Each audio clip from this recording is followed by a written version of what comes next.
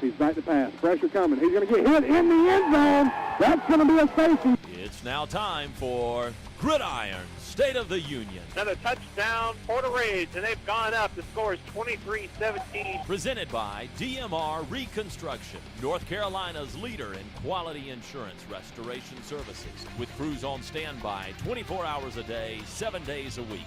DMR Reconstruction has your restoration needs covered. Give them a call at 704-327-4028.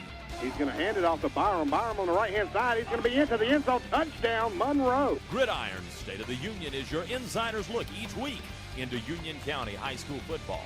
Malcolm fires one off, and it's into the end zone. Touchdown, Piedmont. Now we head into the DMR Reconstruction Studio and your host, Brian Stevenson.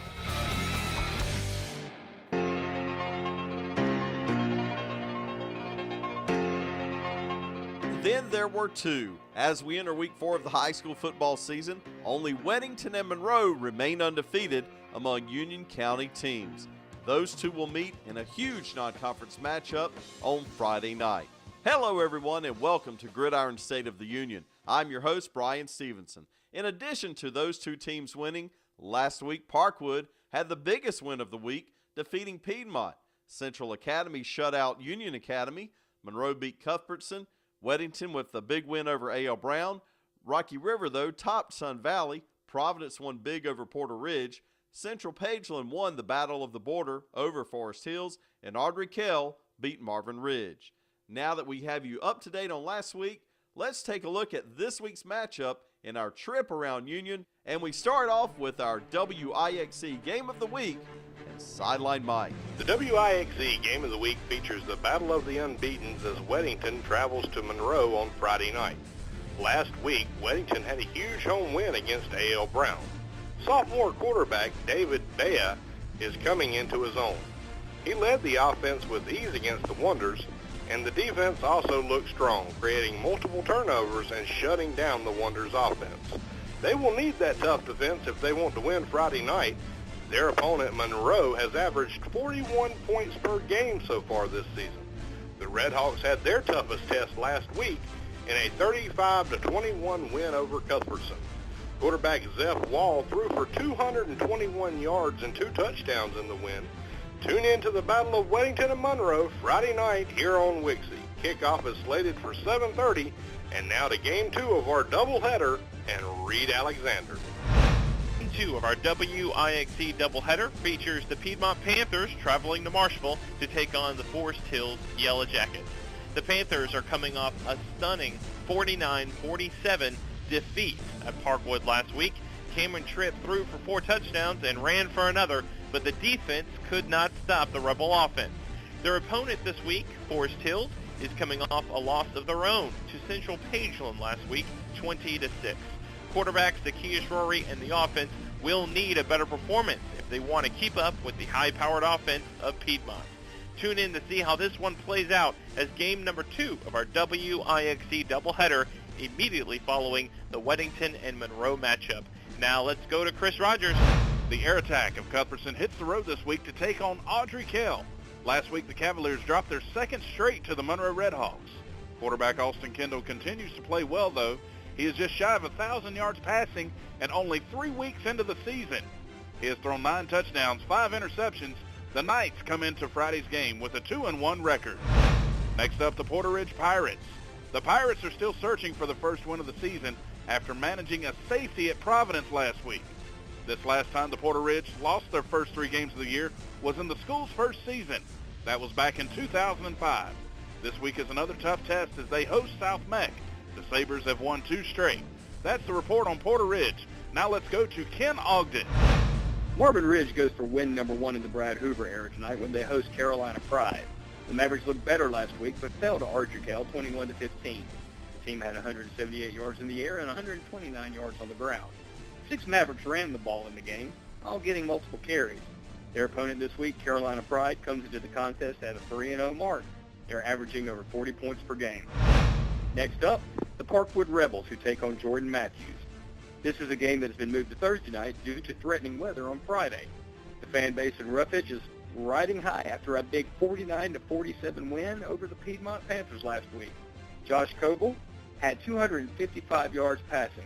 Trey Butler had 229 on the ground, and Max Robinson had 169 yards receiving and 3 touchdowns. The Rebels will try to defend the home turf against the Jets, who come into the game at 1-2. Parkwood won this matchup last year 40-20. That's the report on the Rebels. Now let's go to Derek Skinner. Central Academy will look to win their 3rd straight when they host Metrolina this week at Walter Bickett Stadium in Monroe. The Cougars beat Union Academy 20-0 last week. In fact, they have outscored their opponents 50-0 in their past 2 games. Their opponent on Friday has also had 2 straight shutouts. Metrolina won the first 2 games by a combined score of 103-0. Something will have to give when these two go head-to-head Friday night at Monroe. Next up, Sun Valley travels to East Bladen. This game will be played on Thursday night due to weather scheduled for Friday. Last week, the Spartans lost a tough one to Rocky River 21-14. Quarterback Isaiah Hicklin was 11 for 18 and 122 yards. The only time Sun Valley reached the end zone was on a DeMarco Reeves' 4th quarter touchdown. Now it's another long road trip for the Spartans. They travel 141 miles to East Bladen. The Eagles are 2-0 coming into the contest. That's the story on the Spartans. Now let's head back to the studio and Brian Stevenson. Thanks a lot, Derek. And that's your trip around Union.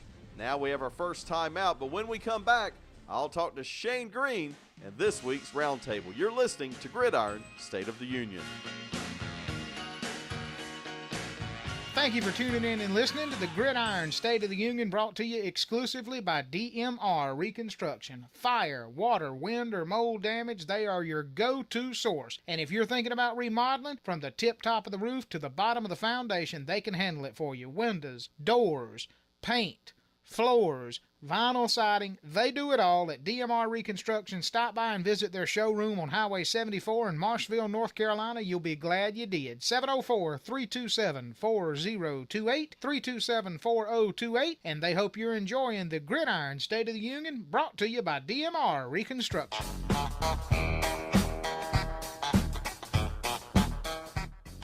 Welcome back to Gridiron State of the Union. It's now time for our roundtable segment, and I'm joined by Shane Green this week. And Shane, I tell you what, you just keep getting the good games, and you certainly had a good one over in Rough Edge last week. Yeah, it was very surprising. We got to see Piedmont 2 weeks in a row, and you just can't make any sense of this season, Brian. I mean, how Parkwood started the season off, and then they had a big win against Union Academy, and then they come and beat Piedmont, and nobody really thought that would happen, and it wasn't a fluke win for Parkwood. They played with Piedmont all night. Parkwood looks like a much improved football team, Brian. It really does, and you know, we saw that run at the end of last year, and that seemed like the Cinderella story, but they've really started believing in themselves, I think, a lot down there. Well, it's not just that. It's from having a chance to see them play.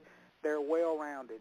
Drew House consistently kicked the ball into the end zone last week with the exception of maybe one kickoff. So he had Piedmont pinned back on the 20 every time. The running game was solid.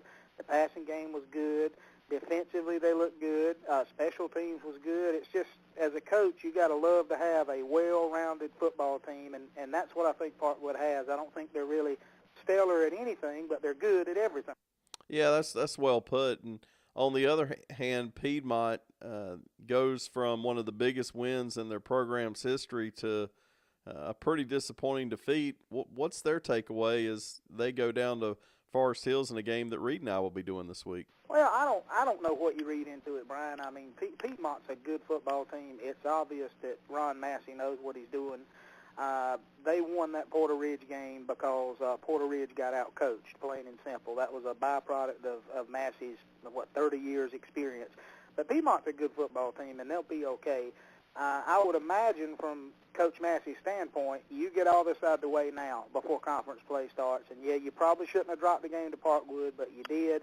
And that's not a slight to Parkwood in any way. That's just that's the nature of football. I think they'll get better as the season goes, and I really do believe they'll be okay when conference play starts. Well, you've got another good one shaping up this week. Weddington and Monroe, the last 2 teams undefeated in Union County. Well, Weddington and Monroe, I haven't had a chance to see either one of them play this year. You have the big A.L. Brown game that Weddington won, but you can take classification and throw it out the window. 1A, 2A, 3A, 4A.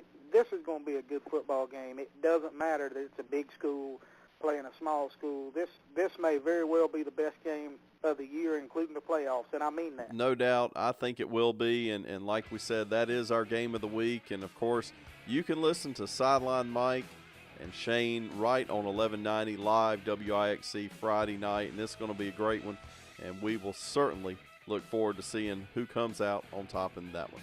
Coming up in just a moment, we talked about Parkwood. We're going to hear from the coach, Lynn Coble, right after this on Gridiron State of the Union.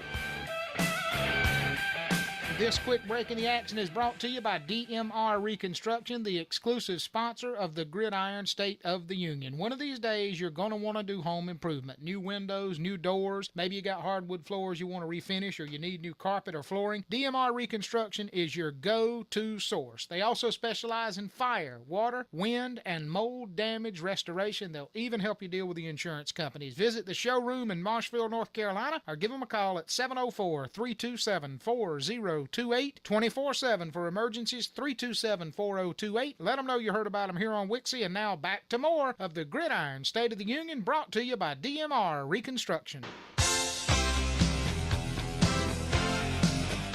Welcome back to Gridiron State of the Union. Time now for our Coach's Corner segment, and I'm joined now by the coach of the Parkwood Rebels, Lynn Coble. And, Coach, you have to feel good after that great win down in Rough Edge last Friday night. Yeah, we were real happy for our kids.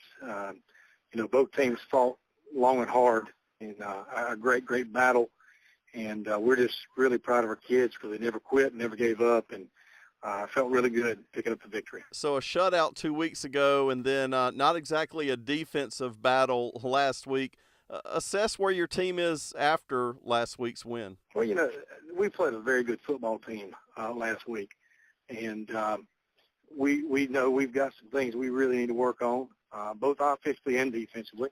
We did emphasize our defense this week, and some things that we did well and some things we didn't do very well.